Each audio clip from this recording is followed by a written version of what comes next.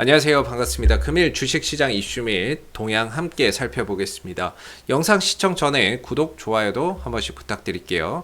자, 전일 마감된 미증시의 흐름들 빠르게 한번 살펴보겠습니다. 다우지수는 1%, 나스닥 종합주가지수는 2%, S&P 500 지수는 1.63% 상승을 하게 되면서 3대 지수가 모두 상승하는 그런 이제 모습들을 보여줬는데요.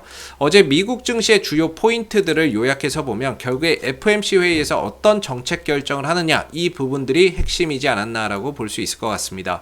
자, 과연 연준이 얼마나 빠른 속도로 긴축과 또는 금리 인상을 진행을 할 것이냐, 이 부분들이 화두였다라고 보시면 되는데요.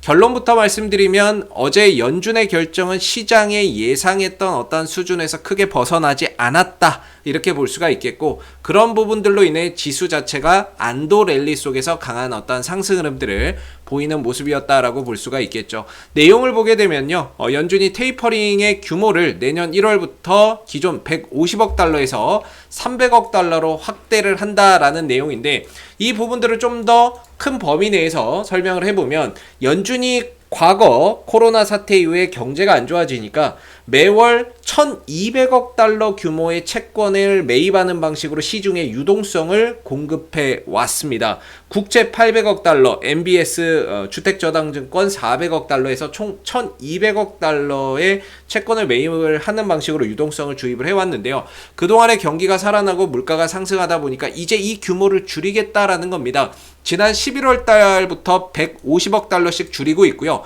12월에도 150억 달러를 줄여서 현재는 월 900억 달러 정도의 채권 매입이 이루어지고 있는데, 내년 1월부터는 이걸 300억 달러로 확대를 해서 1월 달에 300억을 더 줄이고 2월 달에 300억을 더 줄이고 3월 달에 300억을 더 줄이면 그걸로써 테이퍼링은 내년 3월 말, 즉 2022년 3월 정도면 종료가 될 예정이다, 이렇게 이야기를 하고 있는 거죠. 자, 그리고 나서 이제 금리를 올리겠다, 이런 이야기를 하고 있는데, 어제 같은 경우 기준금리는 동결이 됐지만 내년 2022년도에는 한 3번 정도의 금리 인상 가능성을 내비쳤습니다. 2022년에 3회, 2023년에 3회, 2024년에는 2회 정도의 금리가 올라갈 예정이다라고 전망을 했는데요. 기준금리는 2022년 말 기준으로 0.9% 정도로 상승할 것으로 보고 있고요. 2023년 말 기준 1.6%, 2024년 말 기준 2.1%까지 상승을 할 것으로 보여지고 있습니다. 그래서 연준이 FOMC에서 테이퍼링도 축소를 할 것이고 기준금리도 인상을 예고를 했음에도 불구하고 증시가 상승할 수 있었던 건 이미 시장에서 예상한 수준이었고, 오히려 그 부분들로 인해서 불확실성이 해소됐다. 그 부분들로 인한 어떤 안도 랠리 속에서 3대 지수가 모두 상승 마감했다, 이렇게 보시면 되겠습니다. 자, 어제 발표된 미국의 경제 지표 현황도 한번 볼 필요가 있겠는데요. 일단 11월 소매 판매 지수가 발표가 있었고, 수출입 물가 지수 발표 있었고요. 뉴욕주 제조업 지수 발표가 있었고, 원유 재고 지수 발표, 이런 것들이 있었는데, 위에 한 4개 정도가 상당히 좀 중요한 지표라고 볼 수가 있을 것 같습니다. 그래서 11월 소매 판매 같은 경우에는 어떤 이제 소비자의 지출을 판단하는 굉장히 좀 중요한 지표였는데, 전월 대비해서 0.3% 증가했다. 이 시장에서 예상했던 건 0.8% 정도는 늘어날 것이라고 봤는데 예상치보다 좋지 않았고요. 그리고 전달에 기록했던 1.8% 증가보다도 다소 좀 둔화된 수치를 발표를 했다라는 점이 되겠죠. 그리고 11월 수출입 물가 지수는 전월 대비 0.7% 상승했다라고 하고, 시장 예상치보다는 소폭 상승을 했다라고 보는데, 그리고 12월 뉴욕 제조업 지수는 31.9를 기록을 했어요. 전월에 30.9, 시장 예상치는 25 정도를 예상을 했는데, 이거보다 훨씬 더 좋게 잘 나오면서 뉴욕주의 제조업 경기가 상당히 좀 좋구나라는 그런 이제 긍정적인 지표가 발표가 됐었다라고 볼 수가 있겠죠. 여기에 이제 국제유가 같은 경우에는 미국의 원유 재고가 감소를 했음에도 불구하고 0.2% 상승하면서 배럴당 70.87달러로 마감이 됐는데요. 어제 시장의 어떤 핵심은 FOMC 회의에서의 결과였기 때문에 이런 경제지표나 이런 부분들이 지수 자체에 큰 영향을 미치지는 못했던 상황이었던 것 같습니다. 자, 어제 이제 미 증시가 상승을 하게 되면서 국내 증시도 상승 출발하는 모습이었는데요. 다만 좀 아쉬운 건 전강 후 약의 흐름들 속에서 다소 체감 지수는 좀 좋지 않았다라고 느껴지는 부분이고요. 그리고 오늘 상승으로 다시 3,000선 이상으로 올라오면서 3,000포인트를 다시 또 볼 수 있어서 또 반가운 부분이고, 오늘 상승하는 종목수, 하락하는 종목수는 비등비등했습니다. 외국인들만 1,829억 정도 샀고요. 개인과 기관은 각각 1,678억, 521억을 순매도하는 그런 이제 모습을 보였죠. 그래서 지수 자체는 상승을 했는데 체감 지수는 뭐 별로 좋지 않았던 오늘 흐름이었던 것 같아요. 기대했던 것보다는 조금은 아쉬운 오늘 증시였다라고 볼 수가 있을 것 같고요. 자, 오늘 외국인들과 기관들 어떤 종목을 많이 사고 팔았는지 또 한번 보도록 하겠습니다. 외국인들은 거래소 시장에서 삼성바이오로직스와 SK하이닉스, LG화학, 삼성전자, HMM, 삼성 SDI, SK텔레콤, SK이노베이션, 신한지주, 카카오뱅크 순으로 순매수 흐름들을 보였고요. 반면에 네이버나 SK스퀘어, 현대차, SK바이오사이언스, LG이노텍, LG전자, LG생활건강 순으로 순매도의 흐름들을 나타냈습니다. 기관은 SK이노베이션을 집중적으로 좀 사들이는 모습이었고요. 역시나 삼성바이오로직스, 그 외에는 뭐 FNF, 두산퓨어셀, 카카오페이, 카카오순으로 매수에 좀 집중을 하는 모습이었고요. 반대로 매도한 종목은 LG화학이나 삼성 SDI, 삼성전자, SK하이닉스, LG디스플레이, 현대건설, 현대중공업, 네이버 등을 매도하는 모습이었다라고 볼 수가 있겠네요. 자, 근데 최근에 우리가 좀 집중해야 되는 건 외국인들이 SK하이닉스와 삼성전자를 꾸준히 사들이고 있습니다. 연속해서 꾸준히 사들이고 있고, 필라델피아 반도체 지수도 여전히 고공행진을 하고 있는 상황에서 뭔가 우리는 지금 반도체를 좀 집중해야 되는 상황이 아닌가, 이렇게 생각이 들거든요. 꼭 삼성전자, SK하이닉스가 아니라고 하더라도 반도체 소재, 장비 이런 쪽으로의 어떤 관심을 가질 필요가 있지 않나. 결국에 삼성전자하고 SK하이닉스가 상승을 하면 관련 장비, 소재, 부품주들도 같이 상승을 하기 때문에요.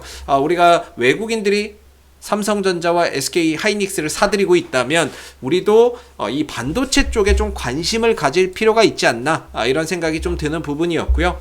자, 코스닥 흐름들도 한번 살펴보겠습니다. 코스닥은 오늘 1007포인트로 0.43% 상승하면서 마감이 됐고요. 역시나 상승 종목, 하락 종목 비등비등했습니다. 외국인들과 기관들은 각각 98억, 571억 정도의 순매수를 보였지만 개인만 517억 매도를 보였는데요. 코스닥 지수도 표면상으로 보면 되게 상승을 많이 한 것 같은데, 좋았던 것 같은데 전강후약의 흐름이었기 때문에 체감 지수는 그닥 좋지 않았던 오늘 시장이었다, 이렇게 볼 수 있을 것 같아요. 자, 오늘 코스닥 시장에서 외국인들, 기관들 매매 동향 또 한번 살펴보겠습니다. 외국인들은 위메이드, 하이비전 시스템, 주성엔지니어링, 동진세미캠, 펄어비스, 첨보, SM, 컴투스홀딩스 순으로 순매수를 보였던 반면에 KB네트워크, 카카오게임즈, 에코프로, 대주전자재료, NH, 한국사이버결제, 오셈 임플란트, 한국BNC 순으로는 순매도의 흐름들을 나타내는 모습이었다, 이렇게 볼 수 있을 것 같고요. 오늘 특징적인 거는 신규 상장한 KB네트워크, 이쪽으로는 외국인들도 그렇고 기관들도 그렇고 상장하는 오늘 대규모 좀 매도를 나타내는 모습이었던 것 같습니다. 자, 기관은 오늘 이제 순매수한 종목을 보면 역시나 이제 위메이드, 오셈 임플란트, LNF, ST팜, 컴투스홀딩스, 컴투스, 동진세미캠, 펄어비스, 스튜디오 드래곤을 매수하는 모습이었고요. 대체적으로 게임주나 이런 것들을 오늘 외국인들과 기관들이 많이 산 것 같아요. 그 다음에 반도체 장비나 이런 쪽도 매수에 좀 가담을 해준 것 같고요. 그리고 기관은 오늘 KB네트워크, SM, 다날, 비올, 셀트리온 헬스케어, 첨보, TNR 바이오펩, 비덴트, 비트나인, 그 다음에 메가스터디 교육으로는 순매도의 흐름들을 나타내는 모습이었던 것 같습니다. 자, 오늘 금일 시장 특징주들 한번 체크를 해보도록 할 텐데요.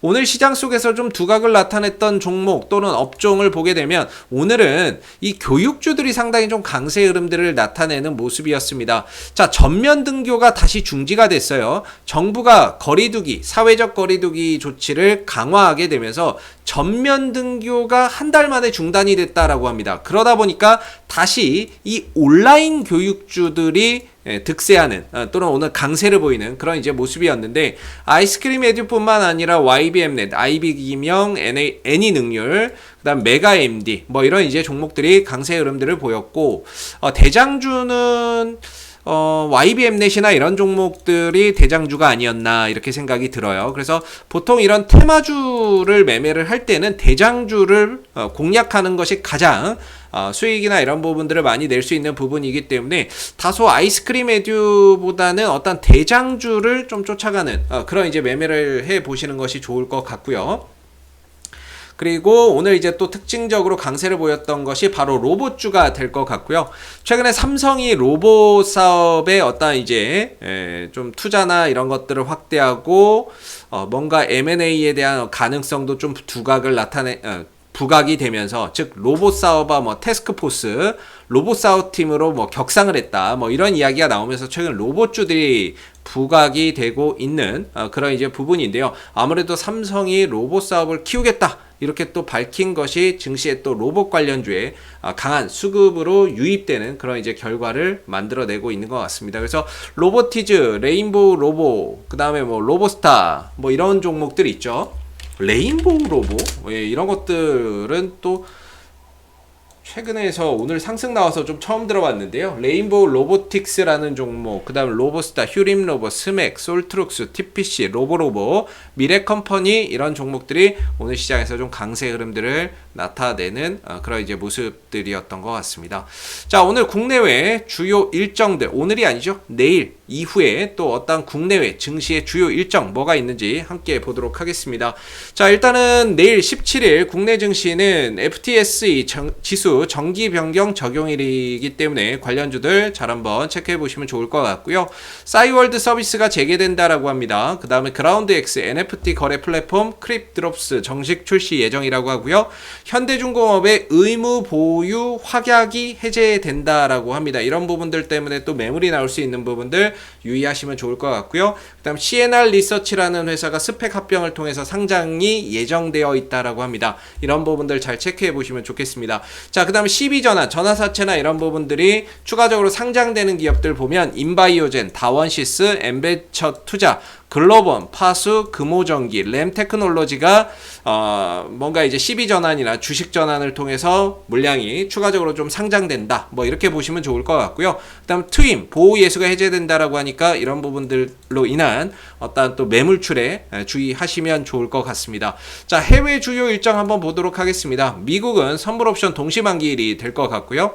그 다음 유로존의 11월 소비자 물가지수 발표가 있습니다. 그리고 10월 건설 생산 관련 지표도 발표가 있네요. 이런 부분들 쭉 한번 체크해 보시면 좋을 것 같고요. 이상 오늘 주식시장 주요 이슈 및 특징주들 한번 살펴봤습니다. 구독, 좋아요 한 번씩 부탁드리겠고요. 다음 영상에서 다시 찾아뵙도록 하겠습니다. 감사합니다.